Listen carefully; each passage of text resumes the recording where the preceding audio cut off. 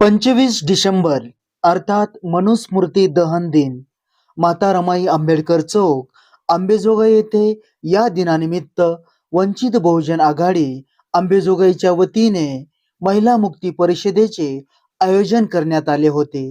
यावेळी विचारमंचावर कार्यक्रमाच्या अध्यक्षा म्हणून प्राध्यापक छायाताई हिरवे तर प्रमुख वक्त्या म्हणून मसीहा बेगम आसफुद्दीन खतीब तर दुसऱ्या वक्त्या ॲडव्होकेट कौशल्याताई रुपनर, त्याचबरोबर वक्त्या म्हणून प्राध्यापक सुलभा सोळंके, नंदिनीताई पांचाळ या आवर्जून उपस्थित होत्या। यांनी उपस्थित महिलांना अनमोल असे मार्गदर्शन केले। यावेळी या महिलांच्या कार्यक्रमासाठी महिला मुक्ती परिषदेसाठी विशेष असे सहकार्य वंचित बहुजन आघाडीचे शहराध्यक्ष गोविंद मस्के व महासचिव नितीन बप्पा सरवदे यांनी केले। आज मनुस्मृतीचं दहन झालेलं आहे।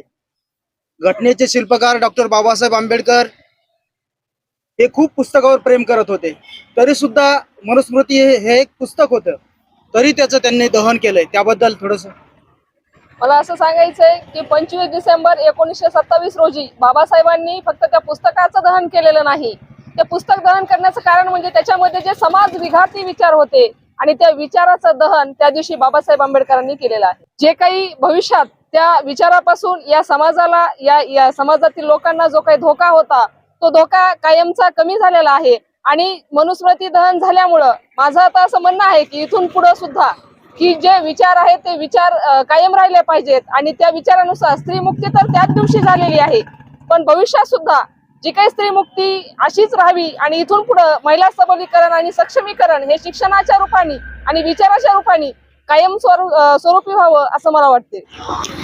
वार नाही ती तलवार आहे, शमशेराची धार आहे। स्त्री फक्त अबला नाही तर ती एक अंगार आहे।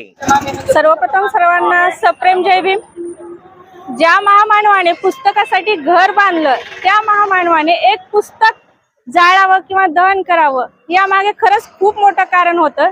कारण जेव्हा डॉक्टर बाबासाहेब आंबेडकरांनी भारताचा अभ्यास केला, तिथल्या समाज व्यवस्थेचा अभ्यास केला, तेव्हा त्यांच्या लक्षात आलं की ह्या समाज व्यवस्थेला घातक असं एक पुस्तक आहे, ते म्हणजे मनुस्मृती, ज्याने या समाजातल्या 50% स्त्री असेल पुरुष असेल त्यांच्यावर अन्याय अत्याचार होत आहे आणि त्यामुळे कुठेतरी भारताचा विकास जो आहे तो थांबलेला आहे। जर भारताचा विकास जर व्हायचा असेल तर त्यासाठी हे मनुस्मृतीचं दहन झालंच पाहिजे। त्यामुळे महामानव डॉक्टर बाबासाहेब आंबेडकरांनी मनुस्मृतीचा आजच्या दिवशी दहन केलेला आहे। आणि फक्त स्त्रीच नाही तर तो शूद्र जो समाज समजला जात होता, ज्यांनी जे चातुर्वर्ण्य व्यवस्था केली होती, त्यातला पुरुषही मुक्त झालेला आहे। या दिवशी फक्त स्त्री नाही तर स्त्री आणि पुरुष आणि समाज तर दोन्हीही मुक्त झालेले आहे। ढोल, पशु, शूद्र और नारी सब ताडन के अधिकारी म्हणजेच सगळे शिक्षक पात्र आहेत। हे जे आता जे घेतलेले नाव आहेत, ढोल आहेत, पशु आहेत, शूद्र आहेत आणि नारी। नारी कुठल्याच समाजातली जरी असली, जरी ब्राह्मण समाजातली असली तरी किंवा दुसऱ्या समाजातली असली तरी स्त्रियांना त्या काळात खूप बंधन होते।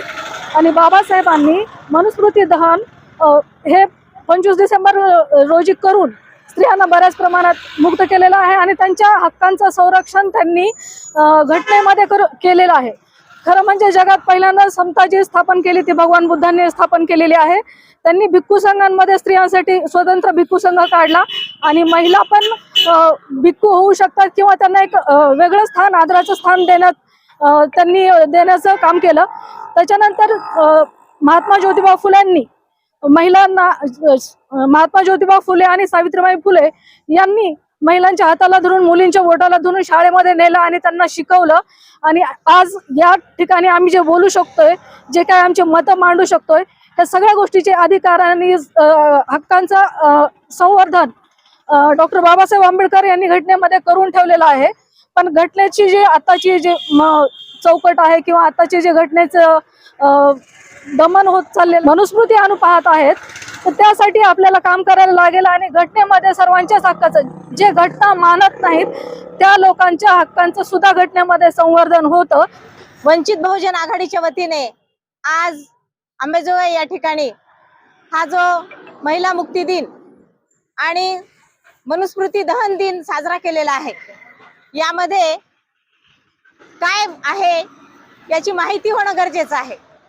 म्हणून नावाचा एक ब्राह्मण पुरुष याने समाजामध्ये कोणी कसं वागावं, कसं राहावं, कोणत्या नियमाने जगावं हे त्याने एका मनुस्मृती नावाच्या या ग्रंथामध्ये लिहिलेलं होतं. आणि त्या ग्रंथानुसार सर्वांनी जगलं पाहिजे, राहिलं पाहिजे, वागलं पाहिजे असा नियम होता. जर तुम्ही त्याच्या विरुद्ध काही वर्तन कराल तर तुम्हाला शिक्षा होईल किंवा देव कोपेल अशा प्रकारची भावना समाजामध्ये निर्माण केली होती. आणि मग त्यावेळी महिलांना तर अतिशय अत्याचारित अशा प्रकारचं वर्तन त्या मनुस्मृतीमध्ये करण्यात आलेलं आहे. महिलांनी घराच्या बाहेर पडायचं नाही, महिलांनी फक्त चूल आणि मूल यामध्येच राहायचं, शिक्षण घ्यायचं नाही किंवा आपल्या मनामध्ये जे काही असेल ते कोणाला सांगायचं नाही, तर सगळ्या गोष्टी सहन करायच्या असं एक महिलांना सांगितलेलं होतं.